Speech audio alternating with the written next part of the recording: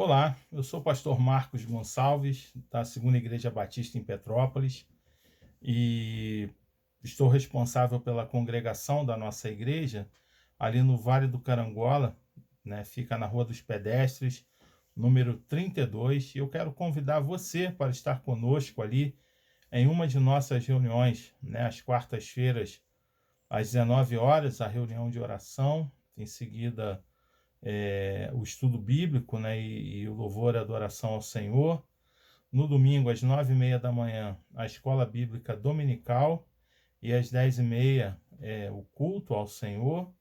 E a partir do domingo que vem, nós retornaremos também, se Deus quiser, a nossa celebração da noite, às 18h30. Né? Então, quero deixar esse convite para você, para estar conosco em uma das nossas reuniões. Né? Eu estou gravando esse vídeo, né, no domingo, hoje, Dia das Mães, né? Quero deixar aqui o meu abraço, as minhas felicitações a todas as mamães que estão acompanhando aí o nosso programa. Nessa semana ainda você vai ver esse programa na segunda-feira ou no dia que você assisti-lo. Então, receba aí o nosso cordial, fraterno abraço, né, nessa semana tão especial do Dia das Mães.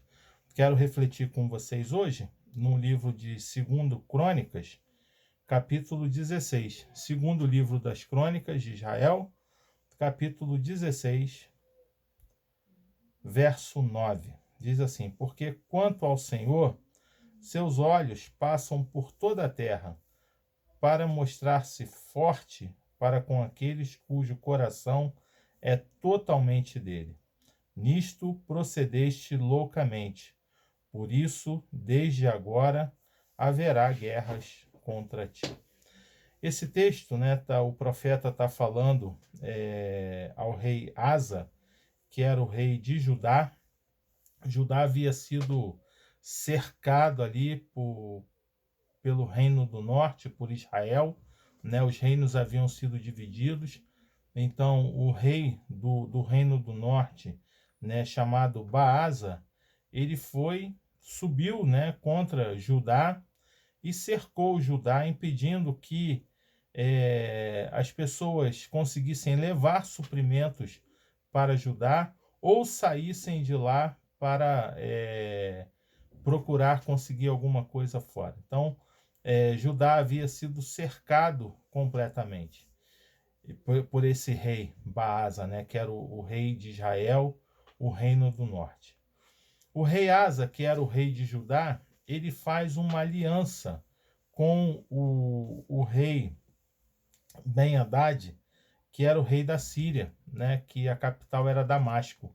Então ele envia uma comitiva até Ben-Hadad, né, ele leva coisas valiosas, né, prata e ouro, dos tesouros da casa do Senhor, do templo, e dos tesouros do próprio palácio do rei. Ele envia isso a Ben-Hadad, o rei da Síria, e pede a ele que fosse feita uma aliança entre o reino do sul e a Síria para que eles pudessem lutar contra Israel, pudessem lutar contra o rei Baasa. E aí, agora no versículo 9, o Senhor, né, profetiza contra ele, porque ele havia confiado no rei da Síria e não havia confiado no Senhor, o teu Deus. Diz lá no verso 7: O exército da Síria escapou das tuas mãos. Acaso não foram os etíopes e os líbios, grande exército, com muitíssimos carros e cavaleiros? Porém, tendo tu confiado no Senhor, ele os entregou nas tuas mãos. Porque, quanto ao Senhor, seus olhos passam por toda a terra, né, para fortalecer aqueles cujo o coração é totalmente dele. E aí o profeta diz: nisto procedeste loucamente. Né? O próprio rei Asa, ele já tinha tido uma experiência anterior. Ele havia tido uma experiência anterior quando ele enfrentou os reis da Etiópia e da Líbia, né, que tinham grandes exércitos, como diz aí o versículo 8, com muitos carros, né, e cavaleiros, mas eles né, o rei Asa havia confiado no Senhor, e por ter confiado no Senhor, por ter buscado o Senhor, por ter clamado ao Senhor, o Senhor concedeu livramento a ele. O Senhor concedeu livramento a Asa, mesmo contra esses reis poderosos, né, os quais ele já havia enfrentado em outro momento, numa outra guerra, numa outra circunstância. E agora, quando o rei Baasa, o rei de Israel, vem contra ele, cerca Judá, né, não permitindo que ninguém levasse suprimentos ou que eles conseguissem sair de lá para buscar ajuda fora, ele vai e decide fazer essa aliança, sem consultar ao Senhor, sem perguntar ao Senhor se ele deveria fazer isso ou não, se ele deveria proceder dessa forma ou não. Então o Senhor diz para ele que ele procedeu de uma maneira insensata, de uma forma, né, a Bíblia até usa uma palavra forte, né, diz que ele procedeu loucamente por ele não ter confiado novamente no Senhor. E assim é na nossa vida também.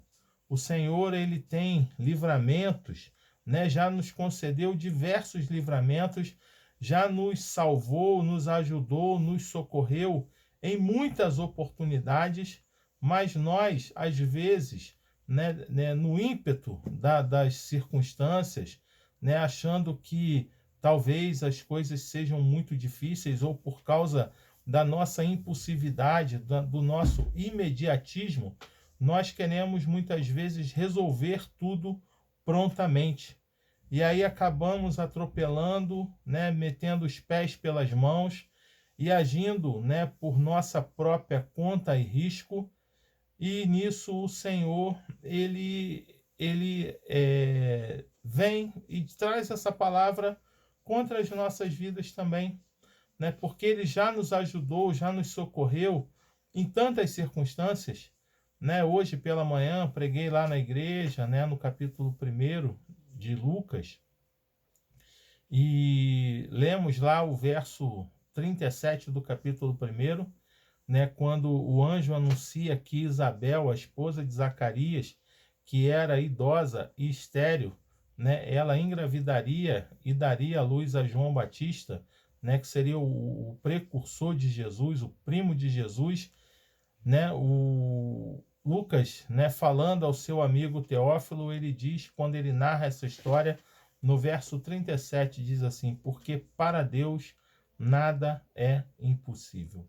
Eu não sei qual é a circunstância que você tem enfrentado, eu não sei qual é o problema que você tem vivido, mas eu quero dizer que você deve continuar confiando no Senhor.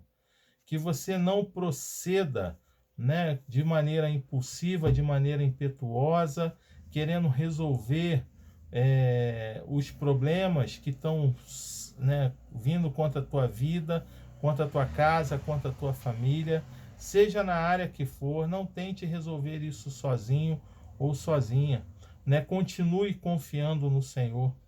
Traga à memória aquilo que possa te dar esperança. Procure se lembrar de tudo aquilo que o Senhor já realizou, já fez na sua vida, na sua história e na história da sua família.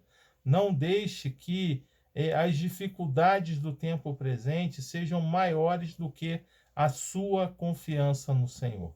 Não deixe que os problemas que você tem vivido, eles roubem, né, essa confiança que você deve colocar em Deus. Porque a Bíblia, ela é bem clara, ela diz assim: porquanto os olhos do Senhor, eles passam por toda a terra para fortalecer aqueles cujo coração é totalmente dele. Ou seja, aqueles que confiam plenamente no Senhor, aqueles que confiam de uma forma perfeita no Senhor, aqueles que o coração é íntegro, é inteiro na presença do Senhor. A Bíblia, ela relata essas experiências em muitos lugares. Por exemplo, o Salmo de número 33, verso... vou ler até um texto muito interessante aqui, né? Do Salmo 33, a partir do 17. O cavalo não garante vitória, a despeito de sua grande força. A ninguém pode livrar. Eis que os olhos do Senhor estão sobre os que o temem, sobre os que esperam na sua misericórdia, para livrar-lhes a alma da morte e no tempo da fome conservar-lhes a vida. Né? O Asa, ele continuou confiando nos braços, né? no equipamento de guerra de Ben-Hadad, do rei da Síria. Continuou confiando nos seus carros e nos seus cavaleiros. Esqueceu-se que ele já havia enfrentado dois reis muito poderosos, o rei da Etiópia e o rei da Líbia. E nessas duas ocasiões, né, com exércitos muito maiores do que o seu, o Senhor ele buscou ao Senhor, invocou o nome do Senhor e o Senhor concedeu vitória a ele. Né? O texto lá de 1 Pedro também, 1 Pedro, capítulo de número 3, verso de número 12.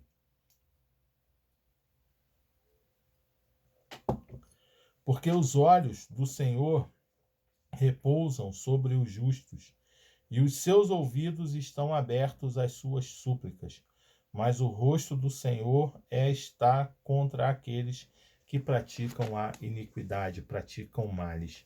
Né? A gente tem uma história muito conhecida, né, que é quando Moisés ele foi chamado por Deus para ser o libertador do povo lá no Egito.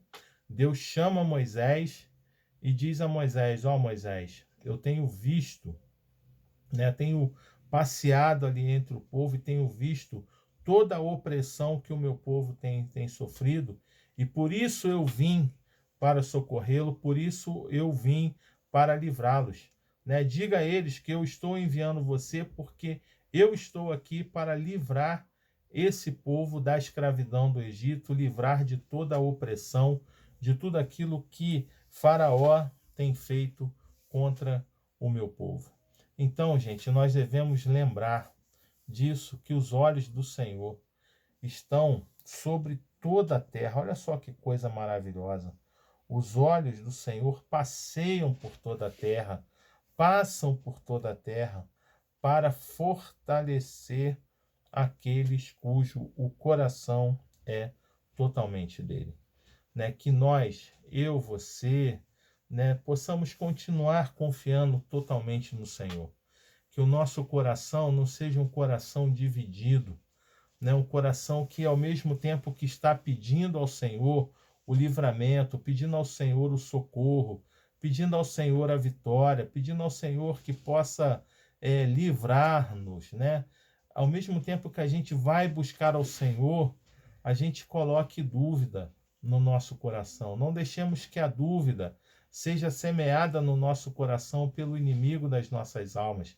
Não deixemos que nós venhamos a questionar a ação do Senhor, mas que nós possamos ter um coração íntegro, inteiro na presença do Senhor, confiando totalmente nele, apesar das lutas, apesar das adversidades, apesar de todas as dificuldades. O Senhor, ele está com os olhos atentos sobre a nossa vida. Ele cuida de nós. Né? A palavra de Deus diz que ele nunca nos deixaria, nem nunca nos desampararia. Que nós podemos confiar nele completamente, inteiramente, integralmente, porque ele nunca nos deixaria e jamais nos desampararia. A Bíblia também diz que o Senhor está conosco, né? Eis que estou convosco todos os dias até a consumação dos séculos, até o final dos tempos. O Senhor, ele é Deus Emanuel, continua sendo Deus conosco. Ele tem prazer em nos abençoar, em nos livrar daquilo que nós possamos estar precisando e necessitando. Seja a sua saúde, seja o diagnóstico desfavorável ou né, a circunstância que você precisa resolver e não tem conseguido, seja né, a porta de emprego que você está precisando, seja a libertação dos vícios de um ente querido, de um familiar seu, de alguém que você ama muito e que tem passado por momentos difíceis. Continue clamando, continue confiando no Senhor, continue buscando a sua face. Não tente resolver as coisas sozinho ou sozinha. Não tente, fazer aliança com pessoas que vão trazer o mal, vão trazer prejuízo sobre a sua vida, mas continue confiando integralmente no Senhor. Que você possa marcar essa palavra na sua Bíblia, o versículo 9 do capítulo 16 do segundo livro das Crônicas de Israel. Porque o Senhor, os olhos do Senhor, passeiam por toda a terra para fortalecer aqueles cujo o coração é totalmente dele. E que você também não se esqueça lá daquilo que Lucas fala a Teófilo, porque para Deus nada é impossível. Nós servimos um Deus grande, um Deus poderoso, o único Deus criador dos céus e da terra, o Deus que formou a mim e formou a você pelo poder da sua palavra. Continue confiando nesse Deus, continue colocando a sua vida todos os dias no altar dele, e ele sente prazer em nos abençoar. Vamos orar ao Senhor? Pai, no nome de Jesus, eu te agradeço, Deus, por essa noite, te agradeço, Senhor, por essa semana que nós estamos iniciando, Deus. Eu te agradeço pelo dia que esse homem, essa mulher, essa pessoa, Deus, vai ter acesso a esse vídeo, seja daqui a uma semana, alguns meses, Senhor. Eu não sei quanto tempo vai levar para que esse vídeo possa chegar até essa casa, mas eu sei que ele chegará no tempo certo, no tempo oportuno, Senhor. E eu te peço no nome de Jesus que o Senhor abençoe a vida desse teu servo, a vida dessa tua serva, a vida desse teu filho, a vida dessa tua filha, Senhor, que tem passado por dificuldade. Ó Deus, que ele possa continuar crendo, que ela possa continuar crendo no Senhor, que o Senhor está com seus olhos atentos, passeando por toda a terra, ó Deus, buscando fortalecer aqueles cujo coração é totalmente teu. Abençoa, Deus, esse teu servo, essa tua serva, Deus, faz com que esse coração continue íntegro na presença do Senhor. Ó Deus, se a dúvida vier, ó Deus, se, ó Deus, a desconfiança vier, se a falta de fé vier, Senhor, que o Senhor possa repreender em nome de Jesus, ó Pai. Eu oro e te agradeço em nome de Jesus. Amém. Deus abençoe, uma boa semana.